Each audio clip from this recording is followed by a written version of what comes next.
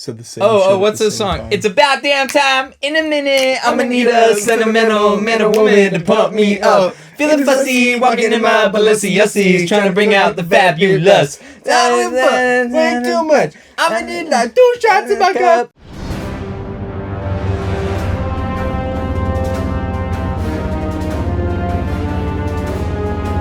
Hello, everybody, and welcome back to the most mediocre podcast in the Star Wars universe, the 1313 podcast. I'm Jacob. I'm Jackson. I'm Tommy. Before we begin, make sure that you are subscribing, you're hitting the like button, and you're commenting down below. You're joining all of our social media, that being Instagram, Twitter, TikTok, and Twitch. Also, make sure if you haven't already, make sure that you are a lovely, lovely patron. Because our patrons help make the podcast possible, and we love each and every one of you. And we do a giveaway at the beginning of every single month. And next month, we are going to be giving away. So make sure that you stay tuned to figure out whatever is. Also, thank you to each and every one of our patrons. That being so, the list. 3 tiers to the Patreon at our Clone Trooper tier, which is the least expensive tier. We do have Delilah. Thank you, Delilah, for being a clone trooper, our one and only. And in our Grand Admiral tier, we have Landspeeder Luke, Stuck in Carbonite, and Jaros0315, who we actually have never spoken to. It's just a person who found us on the interwebs. So Thank you. We love you. Make sure to join our Discord, because if you're in that Grand Admiral tier, you do have access to our private Discord channel, Otogunga. Which, speaking of Otogunga, let's talk about our Gungan bosses, which is our most plentiful, the 1313 tier. We have Obi-Wan Kenobi, Hunter Schultz, who is our top donator with $25 a month. Yes. We have Thank you. Fig Fury 79, Commander Bly, Tall Guy 102, Commander Cook, and Your Casual Clone. Thank you to each and every one of our patrons. You guys help make this possible. You guys make sure that Jacob's gas tank is filled every single week. You guys help make sure that Jackson gets his tattoos every single week. You guys help make sure that I keep from having a receding hairline every single week. And we love each and every We're allowed to take the money? No. We're allowed? Yeah. Anyways, guys, thank you, because every penny of that goes straight back into the podcast. And if it doesn't, then it sits. So until we go, this would be a nice giveaway, and then it disappears. So consider joining our Patreon, and if you want to see all the benefits, you can find all those on our Patreon, which is in our link tree. And with that all out of the way, how's everybody doing this week? This is the first time in a long time that we haven't done a double episode. Yes. Actually, oh my God. My uncle texted me this morning, and he was very upset because he was expecting a Mando podcast to come out today. And I explained to him, no, we're done doing double podcasts. So yeah, we're moving to just Fridays again. Honestly, it's kind of nice having done it 5 weeks in a row. And now we get to chill out a little more. Granted, it was fun. It was fun, I will say. It was a lot of fun. I'm no longer waking up at 3 a.m. to watch the episodes, just because there's no longer a need to catch up for it with the show, which is nice because I don't need to sacrifice my sleep. I like playing with that, dude. I don't care. It looks nice in the display. I'm grabbing them later. No. But yeah, don't have to wake up super early anymore. Just excited that there's 1 episode a week, but I am very upset that Bad Batch is over and that we don't... And Tech is dead. Yeah, if you didn't watch it by now, I mean, seriously. Yeah. You've had to have seen a meme that'll spoil it for you by now. Sorry, Jeff, if you're watching this. I don't think you watched it yet. Another thing, guys, I just want to... So I officially am starting my career in about 3 weeks' time. Yay! So because I'm going to be working full-time, I will really no longer be editing podcast episodes. That will go over to these two beautiful young men here. So if there's any difference in how things play out, you can still blame me. Additionally, I'm going to be on the podcast a lot less frequently starting at the end of April, because there are going to be a lot of times where I'm either working overtime or I'm working because I'm working. We'll throw you on a TV screen, and if anything happens, it'll turn into an episode of Live PD. Hybrid can cosplay Tommy. He has the cosplay. Yeah, Hybrid can show up every week and cosplay me. That's what he's cosplaying as for ICC Con. So. Actually, yeah, because I'm not making it, so he said he was gonna cosplay as he has like a mask of Tommy. I've seen the mask. I've seen that. He's gonna wear the mask and dress in a basically just a Star Wars hoodie with a pair of jeans. That's how I dress. So basically, nice. So, but yeah, aside from that, so guys, I'm really, really sad that I'm not going to be honest frequently, but towards the end of June, and beginning of July, sometime in the middle of the summer, I am going to start really pumping out reviews on just a backlog of stuff in my collection, as well as new stuff that comes out. So you'll see me most frequently on the show during the summer when I'm starting to do reviews. We need to do some more reviews. We forgot to. We need to. I really want to talk about Scorch. Yeah, Delta. I gotta do my side shows eventually. Ooh, Yeah. Eventually. When we're not full-time college students, probably we'll have more time for that. Yep. It would have been nice if I got an Easter break, but I know you two kind of did. Yeah, we've been on break since Tuesday. We've been off since technically Tuesday. Technically since Tuesday. I go to a state school, so they said the Lord does not exist. I go to school now. Well, dude, because then you'd have to have all of Ramadan off, and that's like 40 days. That is I'm just kidding. Shout out to my Abrahamic religions, keeping it real in the month of April. My fun film professor gave us a really big assignment that's like due on Monday, and it's located on the school server, so I have to go to school tomorrow like early in the morning and try to crank it all out. And it's like, isn't tomorrow supposed to be your off day too? I was gonna sleep in, but if I want to try to get the errands done that I want to get done, and then watch the opening celebration. Oh right, the celebration's tomorrow. As we're watching this, is for us. It's tomorrow. For you, it's today. So make sure that you're watching Celebration, because we're gonna be absolutely nutting all over it next episode. Oh yeah. What else do we have? Okay, so wait. So this is still our what's new. I also want to say shout out to all the people that helped us grow on TikTok this past week. You guys, all of you incels and thank you losers that do edit our videos, minus Darth Chaco. Darth Chaco, you're a beast. I love you. If you see this, please mount our show. Thank you, everyone. You have gotten us hundreds more TikTok followers, as well as hundreds of thousands of more views on our Clone Pension TikTok. Yes, thank you so much for never acquiring an education to understand the difference between realism and sarcasm. You will never watch this video. You were not being sarcastic about that. No, I was. To every single person be like, clearly, you do not understand the military or how the military works. That was funny. The number of people that called that. The funniest part to me is the people that were equating Jackson's awful take about Star Wars to his and our real life politics, and calling the funniest comments to me were when we were getting called fascists and alt-right. That was probably these most Republican laughable Star Wars creators on this channel. No. Y'all, I'm an art student. No. What are you chill. It was laughably. It was so funny. Yeah. It was so funny. But yeah, so that was, thank you for the laughs this past weekend. We really enjoyed that. So I didn't. Anyways. Anyhow. We have a few things to talk about. I guess this is housekeeping too. No, we don't. So thank you guys so much for watching this episode. First, we do, if you want to check out Jacob and I, we're on a stream on Tuesday on Hybrid Toy Reviews YouTube channel. That's right. You can go check out his channel right here. That was a really cool stream. We talked about on his Topical Tuesday series, what is Hasbro doing? We kind of talked about some questionable decisions that Hasbro's making right now with their Black Series line, and we offered some solutions on what they could do better going forward. So, if you want to see that, I ranted for a little bit, but you did. Okay. It was warranted. It was warranted. It was the place for it. I had to speak my truth and let my feelings be valid. I gotta catch up on that. I also literally forgot you guys did an episode when I was gone, because I thought I was on it, so that's why I never checked it out. Well, then we have another stream coming up. I think as of right now, it's just going to be me. That might be subject to change, along with other members of the Creators Guild. You can check out that channel right up here on Saturday night. Saturday morning for us. Hasbro is going to be doing a panel, and they're going to reveal 20 Star Wars products between TVC and Black Series. And so, Indiana Jones. Indiana Jones is not part of that 20 number. That's a different thing. So that's even better. Good. Yeah. That's so it's going to be Indiana Jones products and then 20 Star Wars products. So we're really hoping that there's going to be some cool reveals, and then it won't end up being a bitch fest on the Creators Guild stream on Saturday night. Maybe it'll actually be 5s. See, You because think how crazy that would be? sense. You think, or Super Battle Droid? You realize how crazy that would be? That was a but what if they drop both? Or what if they show? And this is our Black Series Star Killer.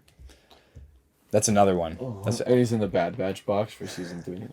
well, so yeah, it's right now. I know it's going to be me, your casual clone, hybrid toy reviews, Skywalker Hendrix, and possibly a couple other members of the Creators Guild. So if you want to check out that live stream, if you're a big Hasbro fan, or if you just like to complain about Hasbro, we'll just silence you in the chat, but you can still watch.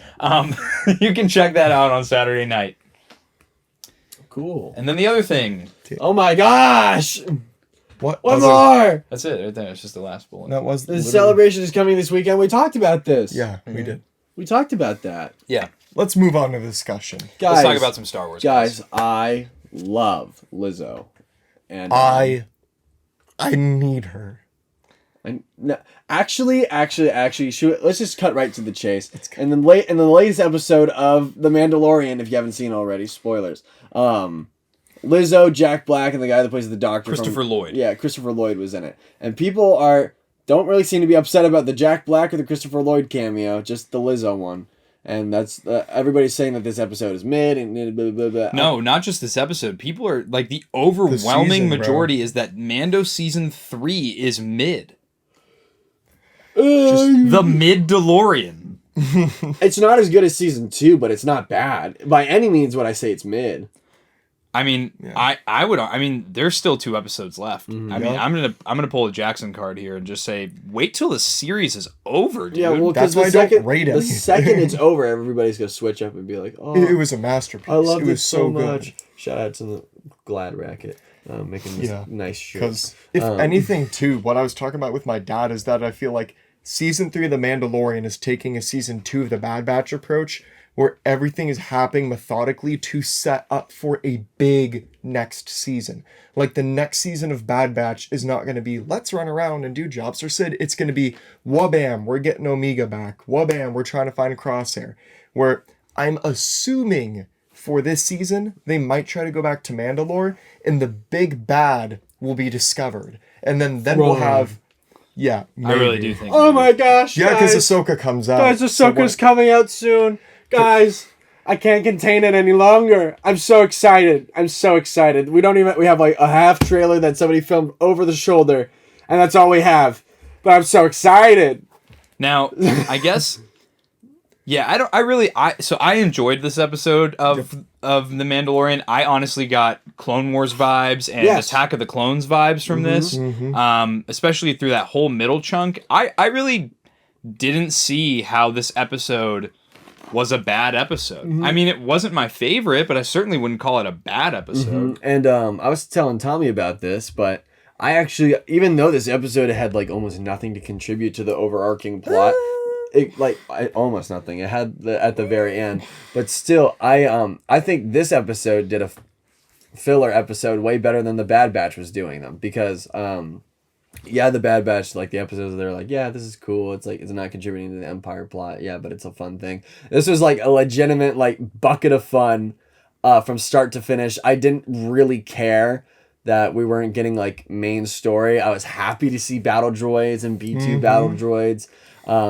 I actually think Lizzo is hilarious, so I thought it was really funny. I think for someone who's not an actor, she did a really good job with her performance and doing her character. I really wish I filmed my reaction, because I was sitting there and then the doors open and I went, because I see Jack, I'm like, oh my gosh, it's Jack Black. And then I see Sip on your secretions. and then I see who's sitting next to Mr. Jack Black, and I literally start quote, holy shit, it's Lizzo, end quote, at 4 a.m. And I probably woke up my mom.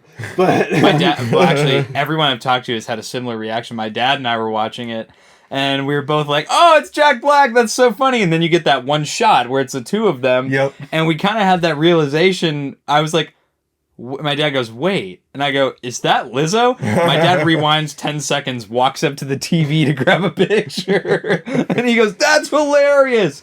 We loved it. I don't know. And usually, like, big name cameos like that take me out of it. This did not. I did not get taken out of the story. Granted, when I saw it, I was just like, it's not like I saw like, oh, this is a character in Star Wars. I was like, that's Lizzo. And also, today Lizzo was posting this on TikTok. See, because the point that I tried making in the Discord as well is that obviously, like, oh, it's Lizzo and Jack Black. They're huge celebrities. But the characters that they portray are literally them. Like, they're very outward people to begin with. Like, everything needs to be fancy and we're, like, super rich. Like, we watched a TikTok of Lizzo on this, like... on a yacht, and then she had, like, twerking in the water. Oh, my gosh. I'll throw it in the Discord. Don't throw it in the Discord. She has, like, one of those things. It's like you hold on to it, and it's like an electric motor to push you in the water. And she's, like, above the water, and she starts twerking in the water. And I was like...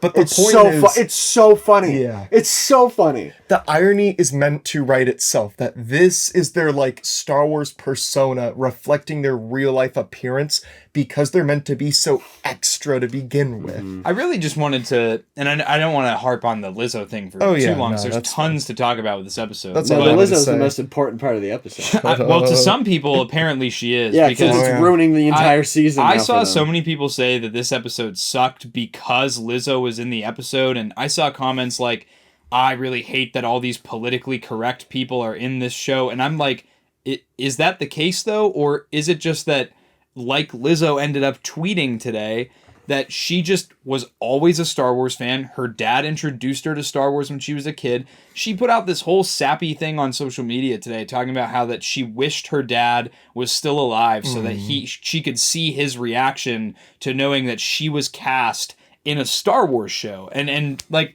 I already knew, and some of the other people that are in our Discord also already knew that she was a Star Wars fan. This wasn't... and who cares if she was or wasn't on top of that? Because think about, we've had multiple SNL actors on the show. We've had Bill Burr, who does not care at all about Star Wars. He hates Star Wars. He hates nerd stuff. Like, he's a sports guy. So I don't get what the big hang up is with all this. And especially if you're trying to connect it to politics. Very similarly to what we were talking about our TikTok page. Yep. It's such a stretch. It's Star Wars, dude. To try and connect that to somebody's personal politics is just, dude, if you're going to do that, then look at Pedro Pascal. Like, he is he's a very politically active person. And I just watched the show. He's just he's an actor. I watch it for Zaddy. I watch the show and I enjoy the clips of him going, I'm just here to say yas and slay. I love Pedro. It's you have to learn how to separate the art from the artist, and that's it. It's really not that hard, guys. That's why I don't feel bad about listening to Panic at the Disco. Everybody says he's a terrible person. I'm just I definitely disagree with Green Day's some of their policies. Oh, absolutely. Some of their opinions, but I love their music. I don't really know their opinions. Anarchy. Just think total like. Yeah. Anyways, that makes a lot of sense. But at any rate, so what do we want to dive into first? I kind of want to dive into that weird opening scene. Let's talk about the biggest issue in the Star Wars universe that your father was pointing out: inter-alien relationships between the Quarren and the calamari. Is that is not allowed? That should not be like at all. Is that the son of Chai Li or whatever his name is? Prince Lee Char. Yeah, is that his son? I'm guessing it's the That's son what of I Prince thought, Lee because Char. I was like, that would make sense. Well, so the whole thing, I thought the ship was cool. At first, I thought it was a Mon Cala ship, and then you go and you see the Quarren. It's the same planet, so it makes sense. The heads looked like the ship. Yeah, and then they're in the ship, and then there's like, I thought it was a bacta tank at first. They drop a wine glass with a fish in it. Yeah. It's cool, though. This is the first time we've actually seen female Quarren in Star Wars before. So that's cool. No, that is a good And then they actually have a different facial anatomy, too. They're like missing some of their tentacles on the front that would cover their creepy-looking teeth. No beard, no mustache for them. No, yeah, it was really cool. And then to see how it kind of like just sunk down. That CGI was done really well. How it all just sunk down and the water drained, and she ends up just sitting in her seat. That was dope. I feel bad for the little prince, because she was like, this was but a fling. But I love you.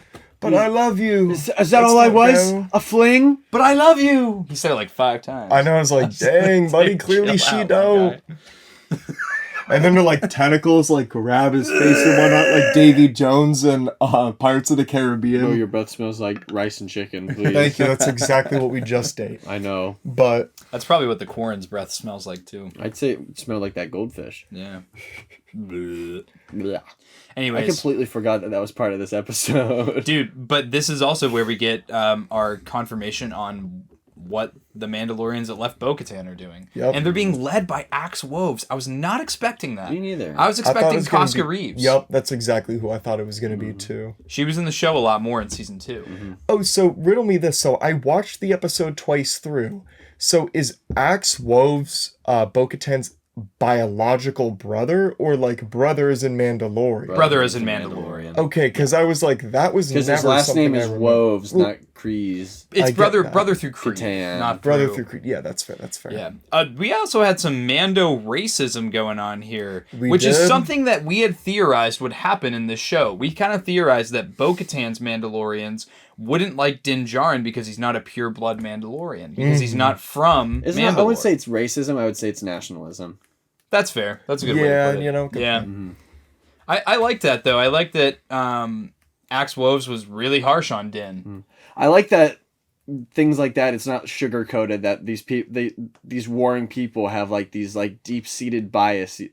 It's not like they're not all like welcoming of each other. It's not all happy go lucky. The galaxy all loves each other. Everybody kind of hates each other. Yeah, it's also confirmed instead of being inferred now that Din was actually born on Concordia. Yeah. Because they said Bo-Katan Kryze of Mandalore, Din Djarin of Concordia. Mm-hmm. Yeah, that was cool. I like that. And again, it's funny because Concordia is a moon of Mandalore. So to think that the Mandalorians that are from Mandalore don't see the ones from the moon as equals, that's interesting Yeah. to me. That's interesting. Here's something. I was talking to one of our listeners, aka shout out to Caden. Thank you for talking. I was to me. also talking to Caden today. Yep. He thinks Bo-Katan's gonna die. I agreed with him. What? I think Bo-Katan's going to die. When he started talking about it, I was like, it does start to make sense to have, because they're building Bo-Katan's character really heavy right now, and it would make sense for her to die, for Din to have the Darksaber once again to be the reluctant leader of Mandalore. I did think it was weird that I felt like, at least when we had discussed it on the podcast, that the buildup of season 2 was meant for Din Djarin to be the reluctant leader of Mandalore. So that's why I'm a little bit confused why suddenly like everything is being pushed on Bo-Katan instead rather than Din. So that's why I'm kind of like, okay, but I feel like it isn't over yet for Din, but I guess I never thought of Bo dying. There's a couple ways this could go in my mind. One is her dying and giving him the Darksaber as her dying wish, which I'm assuming through Creed would make him the rightful ruler of Mandalore because she chose him, and because she's dying, she can't really fight him for it. What if he has to kill her? What if he just kicks her in the head and then Or it counts? curb stomps her, and then or another thing I was thinking is, she decides at some point that Din is more worthy of the saber than she is. So she lets him have it. They battle it out, but she like makes it really easy for him and gives him the saber because he is. I still think ultimately Din Djarin is the Mandalore. That's how I view it. Would be cool. Not a bad idea. Yeah. But we'll have to wait and see. We got 2 episodes left. It was kind of weird though, dude. It was kind of weird that Bo like got the saber. It kind of threw me off. What if she died in the finale? That's what I mean. Now I also have a theory Would here. happen. That's what they did to Tech. What would happen if they get back to Navarro and the Empire's attacking and like Paz is dead and like a lot of the other Mandalorians are dead or wiped out and they basically chase the Imperials away, or the Empire is already attacked and they come across like a few survivors that are left? Ooh. What would you think of that? I don't know. See, Ooh, do you think Axe Woves' Mandalorians were the ones that freed Moff Gideon? Absolutely not. no. Well, they're for hire. They're for hire, but they would never do something like free Moff Gideon. I think Moff Gideon's been gone for a long time. Well, it could make sense because remember when little Prince is getting taken away? He's like, Yeah. I thought you Mandalorians had honor, and they're like, we do, but money. I feel like I really liked the theory that people brought up in our Discord about whoever freed Moff Gideon would be like the Imperial Mandalorians that we see in Rebels, Like Clan or even Saxon. in Clone Wars. Yeah, in Clan Sax, but that could be interesting. See, the difficult part for the Mandalorian compared to the Bad Batch is that when an episode ends, most of the time, in my opinion, it doesn't like give any hint to what's going to happen next time. So that's like the true mystery of it, because We've seen everything in the trailers now. we can talk about literally anything at this point, and they could do like something completely insane next Are episode. you guys excited for the Pershing episode next week? There's not going to be a Pershing episode. I really doubt there will be. I kind of, as much as I wasn't a fan of the Pershing episode, I think I would hate it even more if it just happened once and then they never went back to it again this season. You know what I saw? Why were you gonna leave him off getting head zapped and then just leave him? Our friends at Sarlacc Digest podcast, they had a theory that He's dead. No, that the reason that the Coruscant stuff was in this show so much was because it was supposed to be in Rangers of the New Republic, and because that show got canceled, Dave Filoni and Jon Favreau wanted to put it somewhere, so they decided to put it into Mando instead. I think honestly, because the big plot point of the Coruscant stuff was showing the weak government that was the New Republic. Yeah. You And know? it did speak to the amnesty program that Jack Black was a part of as well. You know his character's name is something Bombardier, which is just Bombardier, but he pronounces it in a French way.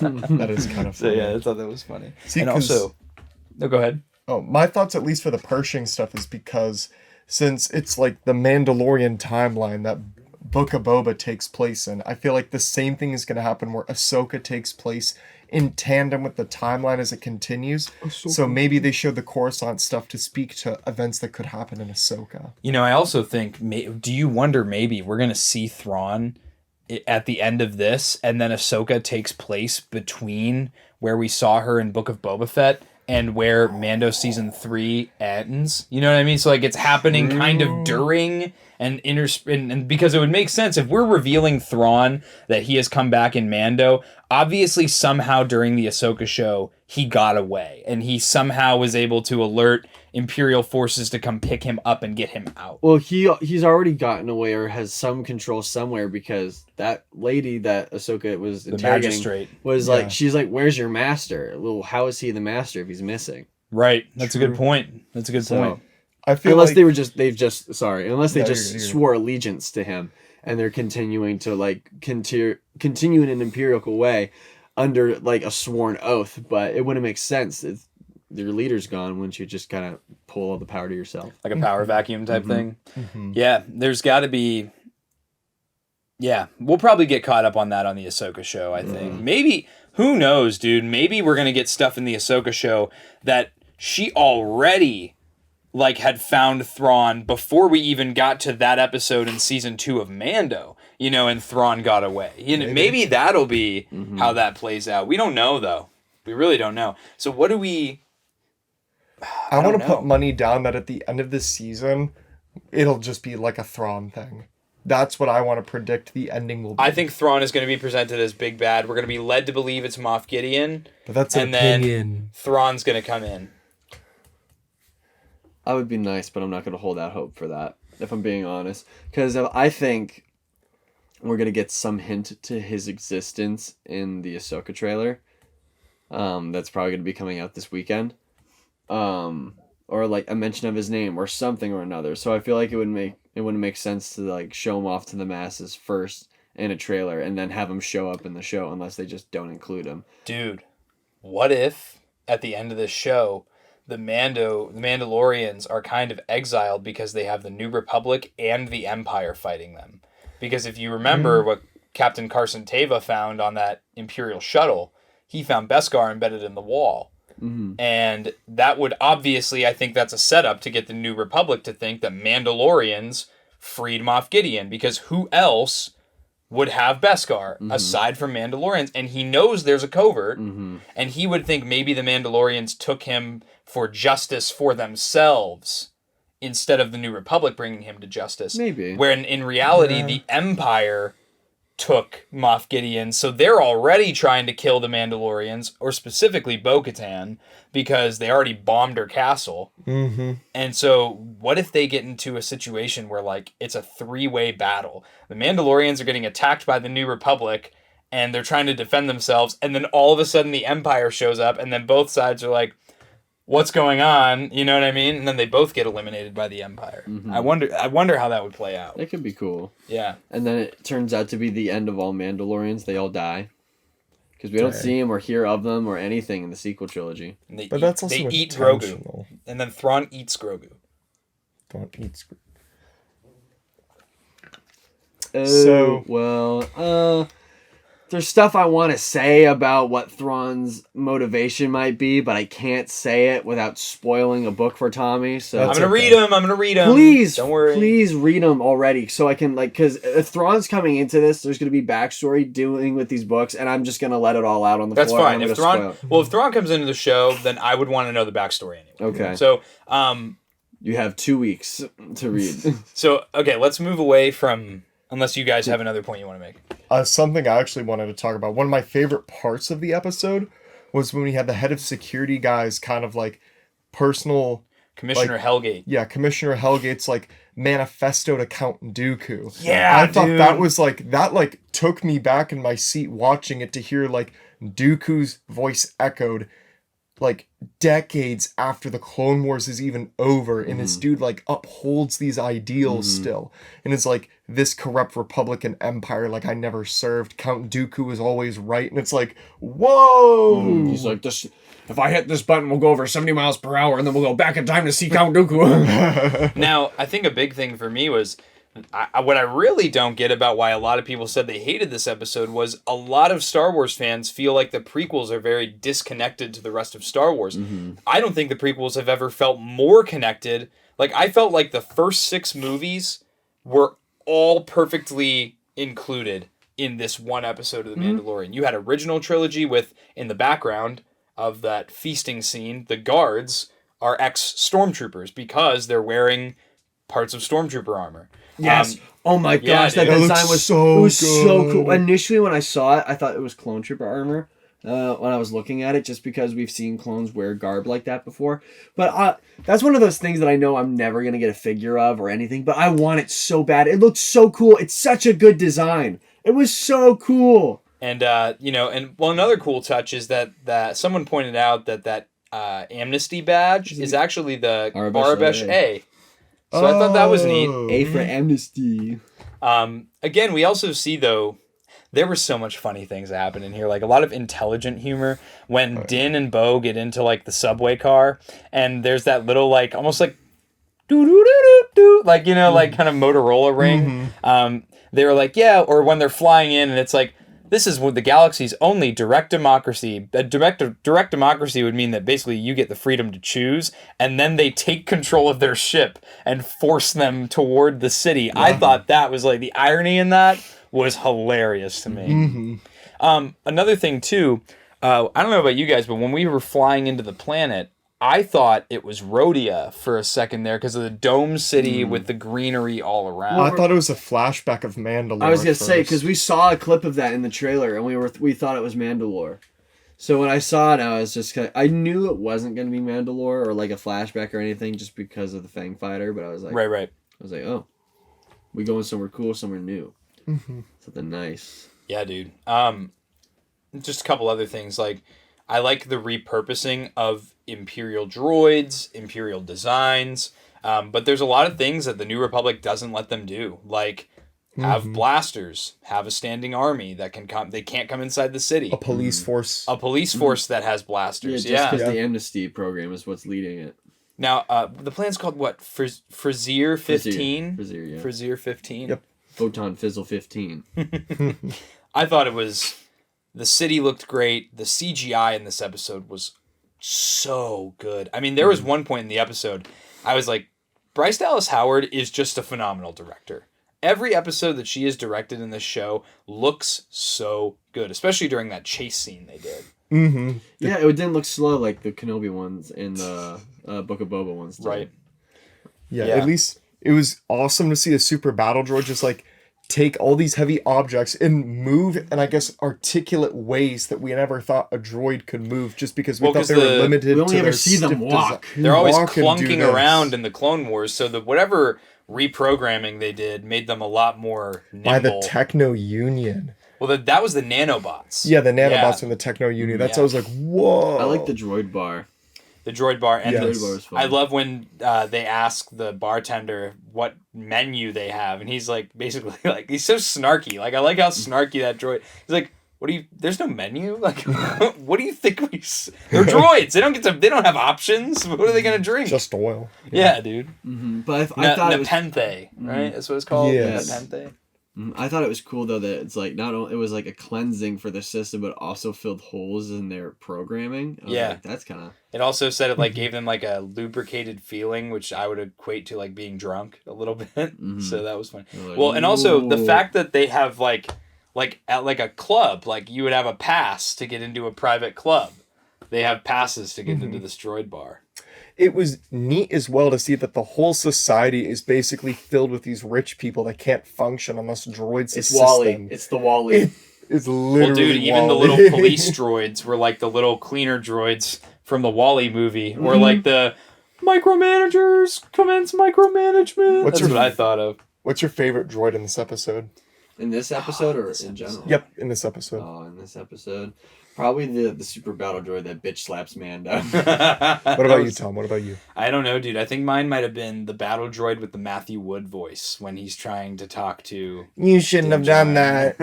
Yeah, dude. Mine had to be. feelings. It was the Techno Union droid that's got the ears pointing like this, and he hands the key to Oh! Jack Black. That's like my favorite. I saw him and I was like, "That's my boy." Yeah, You gave him the servant key? I didn't notice that. You didn't? Yeah, Neither because he did literally I. he does like the head bow thing and everything. He's only in it for like a second. I'll have to and then, rewatch like, that's it. it. I'll have to rewatch it. I've only watched it once, so It was so funny. I think it's called an LEP droid. Those are my favorite. I liked how when we first saw them landing on the planet and we saw the Imperial droids that were all like black painted, like from a distance because we couldn't see them very well. I thought they were Dr. Afra's droids for a second. Oh, 000 and Uh-huh. what's his face? Don't remember, but I was like, I saw them. I was like, whoa, is this? And no, it was not. I would love to see Dr. Afra. What if we see Dr. Afra on Bad Batch? That'd be pretty crazy. I don't think it'll happen though. Aside from that, the whole thing with Din and Queel's relationship came in handy when they went Yeah. to the lower levels to talk to the Ugnaughts. I thought that was really, really sweet.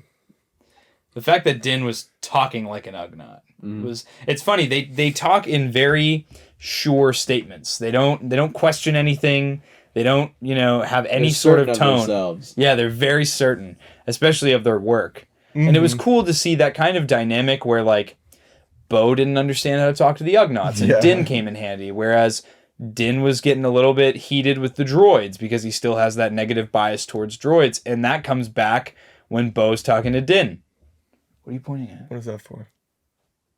Anyway, so no, I did like that. It kind of gave a two-sided piece to it, where it's like not everybody's a Swiss Army knife. Everybody is like useful in their own situations due to their intellect. Low key, this was just a D&D campaign. Like this episode was. Dude, have I told you I've been because I completely forgot I was like subscribed to Corridor Digital's website. You told me about their D&D I've been podcast. watching their show. It's called Son of a Dungeon. Yeah. And it's like a Dungeons and Dragons game that they play, but they have like they 3D scanned the table, so they have like shots that like go down into the that's table, neat. and they like green screen themselves in and do some of the actions and stuff. But it also goes back to like just the tabletop cams. It's really They have a well-produced. D&D and Minecraft thing now. Yeah, they Yeah. have D&D stats for Minecraft. Yeah, like characters. Official That's ones. awesome. I had sent that to my group that I play D&D with, and our dungeon master right now, he decided that our next time we play, we're going to be stuck in an Enderman lair, and I'm very afraid of that. So Next time you guys start a new campaign, hit me up with that invite. I've been itching to play. I think the next one's going to be Ancient Greece. I want to play is so the bad. plan. Yeah, the Ugnaughts were cool. I don't think they knew Queel personally. I think Yeah. it was just like that was an Ugnaught name. You know, like I think they were like, oh, like he says I have spoken. Like he must know the deal. Yeah. Yeah. Everybody knows Queel though. How about the fact that the droids, the nanobots, have chain codes? With how tiny they are, they had their own chain codes. I thought it was weird that they had chain codes because that was something that was introduced in Bad Batch when the Empire took over. Yeah. The Techno Union. At least it was mandatory. I think that every citizen had one. I think it might have been something that was like around. Maybe it was always. Maybe a thing for droids always had one, like serial numbers. I was gonna say it's probably like a serial number, like how every gun has a serial number on it. Yeah, so, right. Like, you could track it. I would assume nanotechnology and weapons would have it in Star Wars to some degree. It was just really cool because we saw nano droids in the Clone Wars when the Jedi Temple got bombed. So that was super cool to see something like that. That was like literally a one-time thing come back in the storyline 30 years later. Clone Wars to the Mandalorian. We're telling you. The connection. Especially when they were like chasing that super battle droid, though, I was like, oh, this reminds me of when they're chasing Zam Wessel. Like this again, like in the jokes and the lightheartedness, but it was also serious. Mm-hmm. It was great. I loved every second of it, and also to see the droids though, how they like. It was very opposite of like what L337 felt about droid rights. Mm-hmm. They were like, yeah, the humans made us, and they didn't dispose of us, so like we are forever in their debt. They're like, we want to be useful. Please don't get rid of us. Yeah, how even the B1 battle droids want a purpose in their life besides what they were originally programmed to do. Is really cool. I also like the idea that, especially that we're seeing it in Jedi Survivor, that there are just droids everywhere, because it makes a ton of sense. Yep. That for them to be all over the galaxy, and then they all just because they don't get decommissioned, they just get shut down. So like they're just occupying like different civilizations. All of a sudden they just Yeah, it's all these separatist planets now have control. I mean, if you're smart enough, you can just reprogram. It makes total sense because we saw in the Bad Batch that even though a lot of the battle droids were being disposed of, those were just planets that the Empire had early control of. Mm-hmm. Whereas a lot of separatist-controlled planets definitely would have stolen away a lot of their droids and repurposed them. Mm-hmm. It was really cool, too, to see... like Jackson was talking about earlier, Christopher Lloyd's monologue. I liked how he talked about how the Republic was corrupt and the Empire was corrupt and this new Republic is corrupt. There again, it's another rumbling of that the new Republic is a weak government. Mm-hmm. And it's a foreshadowing of what's going to come in The Force Awakens, where we see the dissemination of the new Republic because they all got blown up. Yeah. But yeah, it was kind of funny. I kind of wanted to hear more of his speech, but it got cut short. Yeah, by a taser. By Bo-Katan's taser. And it was weird, though. So I think that Commissioner Hellgate's issue was with Bombardier and not with the Duchess, because he was loyal to the Duchess and even asks for her forgiveness. Yeah, and it was more Bombardier that he... Yeah, because he served the Empire, and now he serves the government he also considers to be corrupt. So that's why he didn't care. And the Duchess just so happened to be in the mix. Yeah, okay. Yeah, that makes sense. And yeah, dude, all around, and I thought this was the more we talk about it, I'm like, yeah, this was a really fun episode of Star Wars. It's not like this wasn't Book of Boba episodes 5 and 6 where everything happens all at once, where Mando sees Grogu and Luke training and Ahsoka's there, and then we see Order 66 all happen in the span of 3 seconds. Yeah. But no, it was a lot of fun to watch, and I enjoyed it. I put it this way, it's like...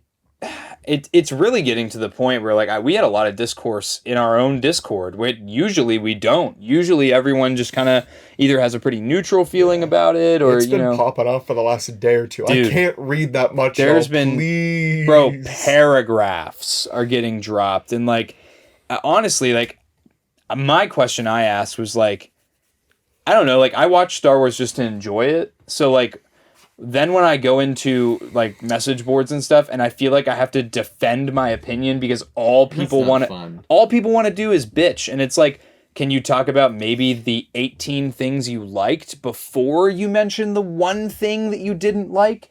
It's I don't know, dude. I felt like a lot of people missed the fun that was in this episode because people are expecting, honestly, it's ever since the Luke Skywalker reveal at the end of Mando season 2, I feel like there's this expectation that every episode is going to lead up to some kind of gigantic cameo reveal, like a Luke. What do you guys think? I mean, that's kind of how I feel. I think the problem is as we've talked about previously, we don't really think Grogu was supposed to come back as soon as he did. The writing kind of got thrown out the window, so now they had to kind of like rewrite a new story, kind of like last minute, it feels like. But even like with that, I feel like with the build up of this season should have been leading to is like Grogu coming back. But I also I get like where people are kind of like cameo hungry, especially after the apex cameos of the Spider-Man movie that came out last year, the year before. It's just everybody kind of got too acclimated to cameo culture for a little bit. Yeah, I agree. Yeah, for me at least, it's just the constant want for every single week to be this gigantic adventure. Like all of my buddies, like in RTC with me, who watch this like for fun. Like they're not hardcore Star Wars fans like we are. Every single week, they're like, that was like to episodes that people called fillers or meaningless. They're like, it was a fun episode. I really enjoyed it. Like my buddy just like outright texted me and he was like, oh, did you watch Mando? That was really funny that Lizzo was in it, but I really liked it. Like it wasn't just like the whole thing was ruined and this and that was wrong. You take it at face value and then you enjoy Star Wars content for how God intended it to be.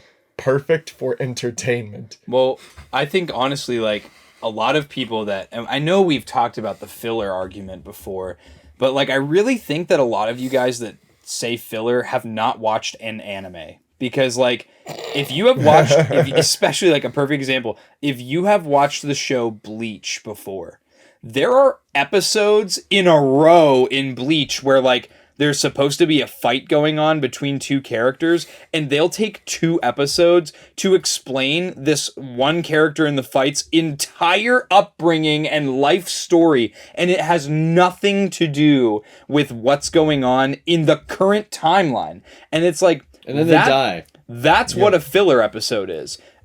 This was not filler because we had progression to our storyline at the beginning and the end of the episode with just a little side adventure in the middle. Because again, it's like, if that side piece wouldn't have been in the middle of this episode, we would have had a 4 or 5 minute Mando episode this week. So what do you want? Do you want to just enjoy it and be along for the ride? Or are you that hungry for, again, it's like a chapter book. How many books have you read? Not a lot.